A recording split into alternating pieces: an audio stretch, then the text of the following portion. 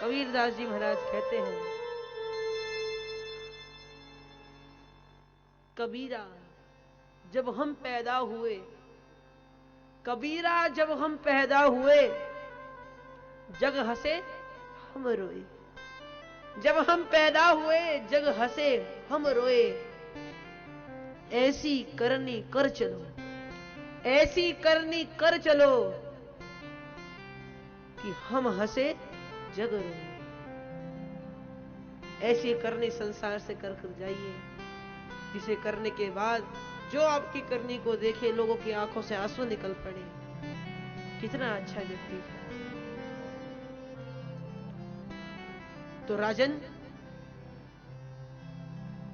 ये सब कार्य करने पर जीव को शीघ्रतः ही मुक्ति प्राप्त हो जाती है।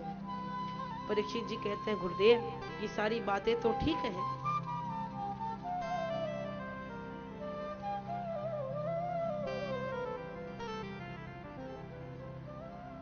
किंतु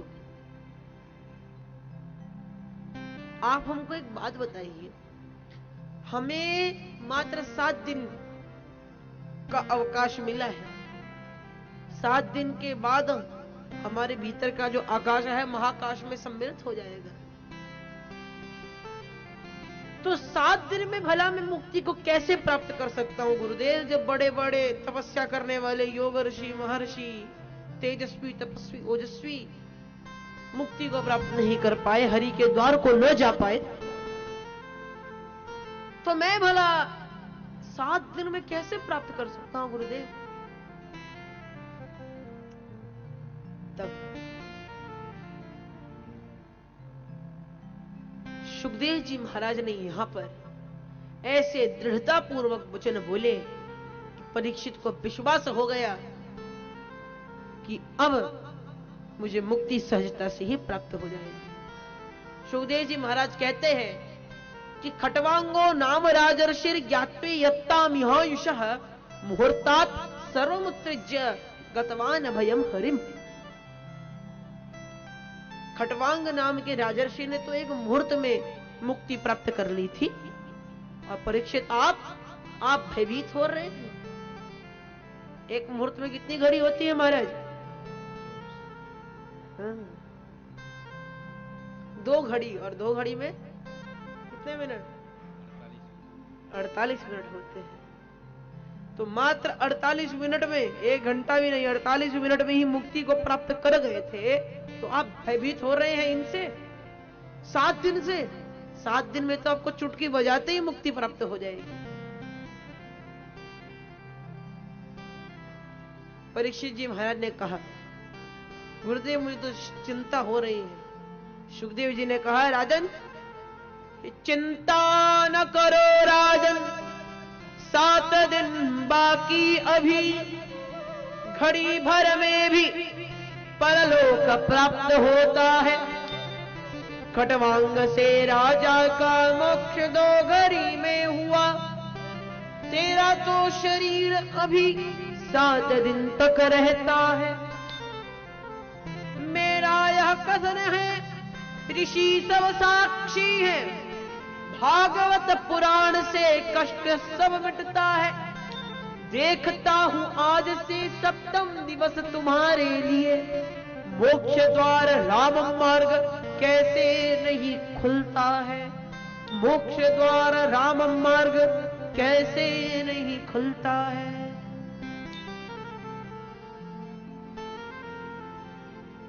मोक्ष द्वार राम मार्ग कैसे नहीं खुलता है? जब इस प्रकार के दृढ़ता पूर्वक वचन श्री सुखदेव जी महाराज ने बोले, परीक्षित को विश्वास हो गया कि भैया अब तो मुझको निसंदेह मुक्ति प्राप्त हो जाएगी।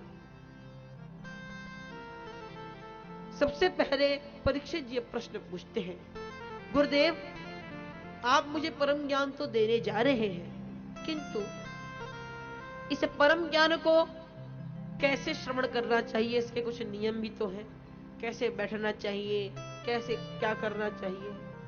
तो सुखदेव जी महाराज कहते हैं, जितासनो जित श्वासो जित संगो जितेंद्रिय, स्थूले भगवतो रूपे मन संधारिए ध्यान। जितासनो, सबसे पहले आसन को जीतने का प्रयास करना चाहिए। ये नहीं महाराज कि 1 घंटा पैर बंद करके बैठ लिए तो फिर पैर खोलकर आराम से लेटे। जितासनो, आसन को जीतने का प्रयास करना चाहिए। एक आसन पर कितनी देर तक हम बैठ सकते हैं उसका प्रयास करना चाहिए। जीते संगो, संग को जीतना चाहिए।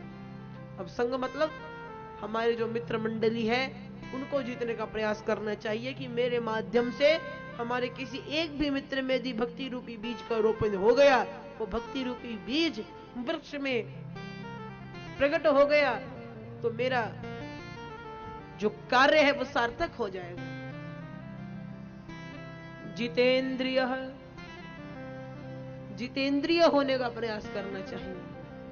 जितेंद्रिय, इंद्रियों को जीतने का प्रयास करना चाहिए।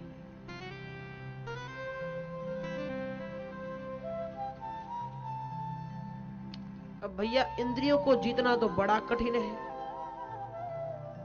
किसी को एकादशी का व्रत करवाओ और उसके सामने उसके मनपसंद पकवान रख दो तो भैया हरि की कृपा ही होगी कि और दूर रह जाए। व्रत गया नारायण के पास, हमारे बस का नहीं है, हमें तो अभी करना नहीं है। तो देखिए हरि की कृपा होगी तभी हम इंद्रियों को जीत सकते हैं। और भैया इंद्रियों को जीतना बड़ा कठिन है, लेकिन इंद्रिय के स्वामी मन को यदि आपने जीत लिया तो इंद्रियां भी आपके वश में हो जाएंगी। जैसे किसी देश का राजा, आप देश को नहीं जीत सकते लेकिन आपने देश के राजा को अपने कब्जे में कर लिया, अपने मुट्ठी का मोहरा बना लिया तो देश आपके अनुसार ही चलने लगे।